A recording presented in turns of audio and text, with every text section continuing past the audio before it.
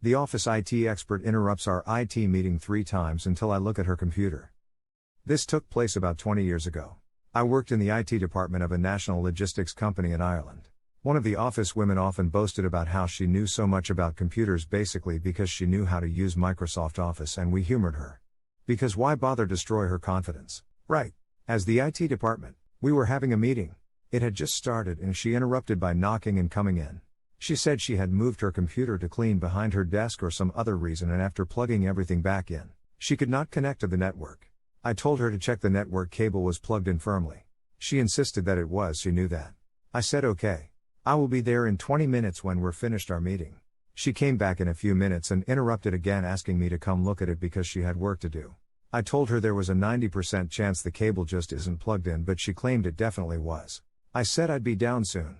A third time, after only a few more minutes, she interrupted again, and the IT manager said to me, just go look at the computer for her or we will never get any peace. I was kinda annoyed she had bugged us until she got her own way. So I went down to the main open plan office where her computer was. The other 5 or 6 people there knew what was going on. So I asked her, loud enough for everyone to hear, so you definitely checked that the network cable is plugged in? She replied, yes. I already told you I did. I'm not stupid. I glanced at the back of her computer to see the network cable plugged into the back of the computer, then slowly pulled the other end up from behind it, to reveal it had just been sitting on the floor.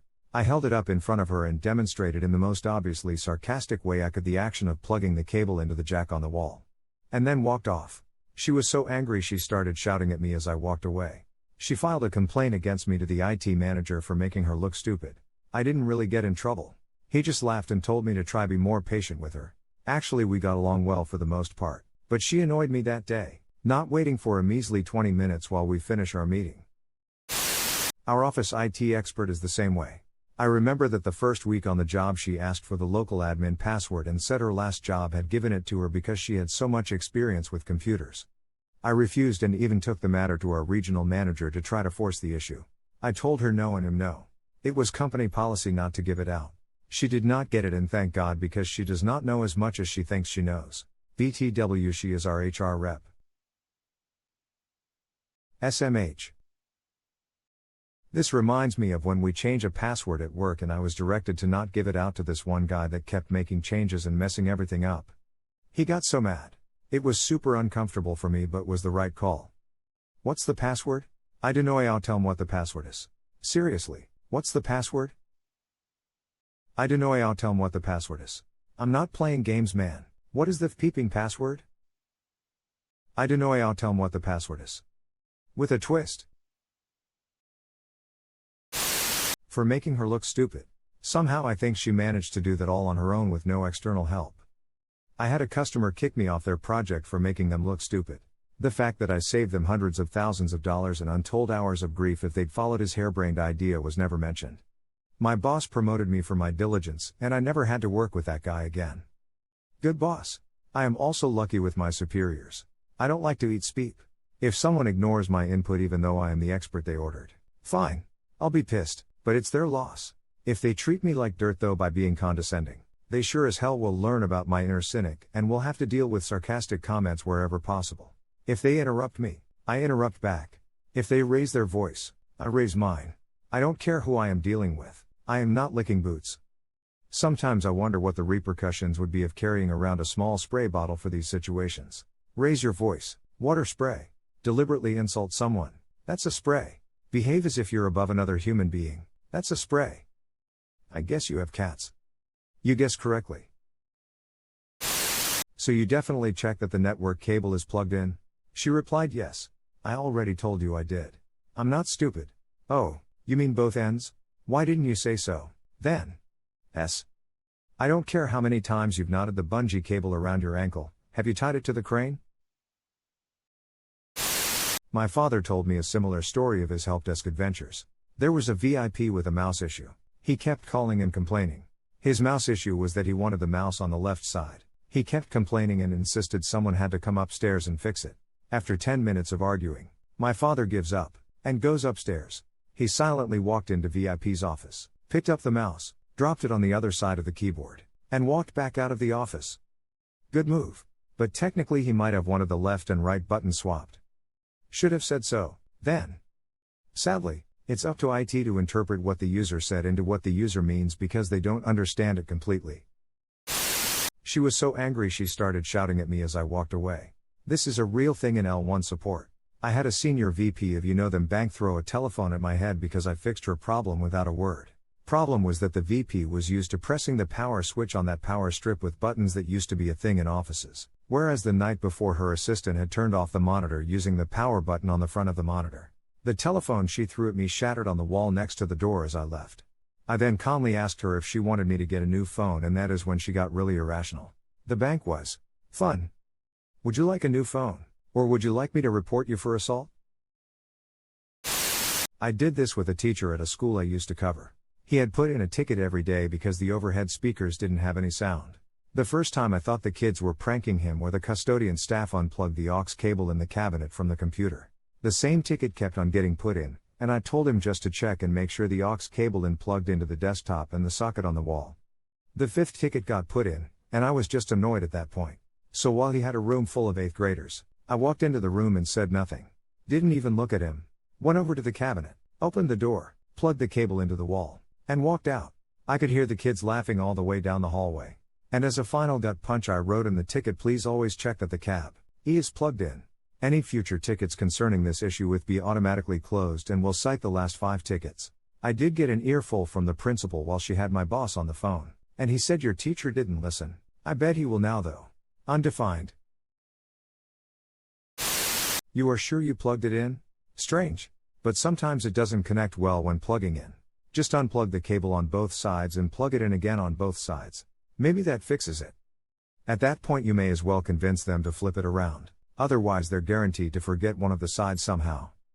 I did that to my wife once. She was senior support. I was local support. She had machines connected via the USB easy transfer cable and they wouldn't talk to each other. Being a smartass, I told her to turn the cable around. She yelled at me for wasting her time, WIH dumbass suggestions, then tried it 20 minutes later and yelled at me again because my stupid peeping idea worked. She even marked the cable so she remembered which end went to which machine.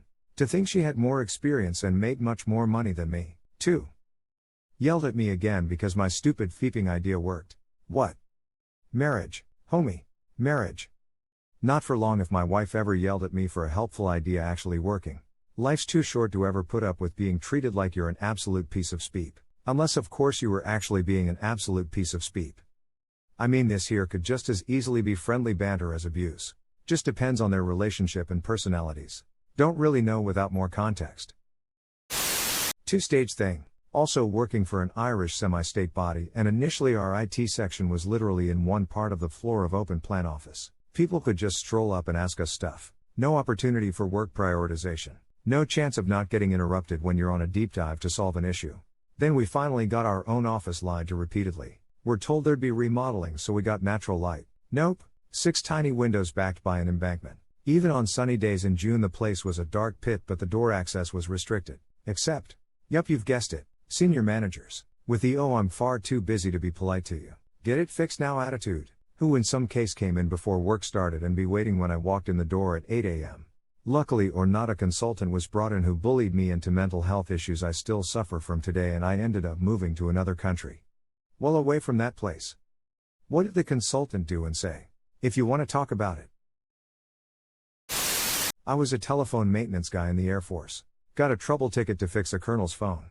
Walked in, and he was in his office with a bunch of other high rankers, but he told me to go ahead and look at his phone. I immediately noticed the line cord not plugged into the wall. Sometimes happens when the customer is trying to do their own troubleshooting. So before I was thinking, I asked, "Sir, was this plugged in when you tried it?" He looked me in my eyes. I knew. He knew. He knew that I knew. I knew that he knew that I knew. But he couldn't say the words. There were witnesses. Instead, after a pause of 3 seconds, he just said, "Yes." The real question here is, did he know that you knew that he knew that you knew? He knew. Doing stupid things is what makes you look stupid. Doing them while boasting about how capable you are is what makes you look stupid. Getting corrected just shows why what you did was stupid, but you still did the stupid thing yourself. Can't be corrected if you didn't do a stupid thing to begin with. TBF, I would have added something like make sure you check both ends of the cable are plugged in or something to cue awareness in the client. Now, they could still end up plugging the other end into a light socket and not an ETH jack. but at least you gave the best possible opportunity for them to learn lol. Happy Cake Day. And you filed a complaint with HR for harassment for barging into meetings, right? Your manager's response was odd. My manager would be congratulating me for putting her in her place. In my experience, many managers don't care about justice, they simply desire quiet. And not only in IT. Network cables. Let's see.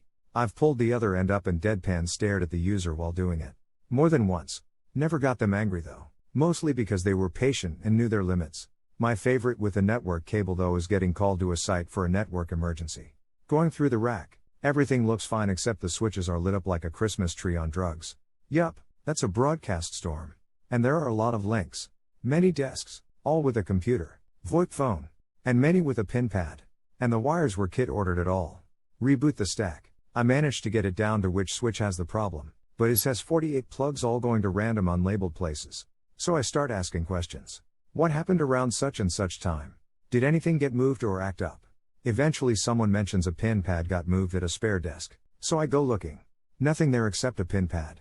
It all looks right. And then I notice it. 3 ports occupied on the wall. 1 pin pad on the desk and nothing else, not even paper. 0 loose network cable ends. Take a wild guess what I found when I started tugging on those wires. That's the story of how I billed a client 2 hours of emergency support to unplug a cable. In order to justify that bill, I switched the desk's ports around and fixed the configuration of the switch to drop the link instead of storming. Oh boy, hardware loopback devices can be fun. Especially when the ports go to 2 different switches, and the switches are not directly connected to each other. Not actually checking that it was plugged in.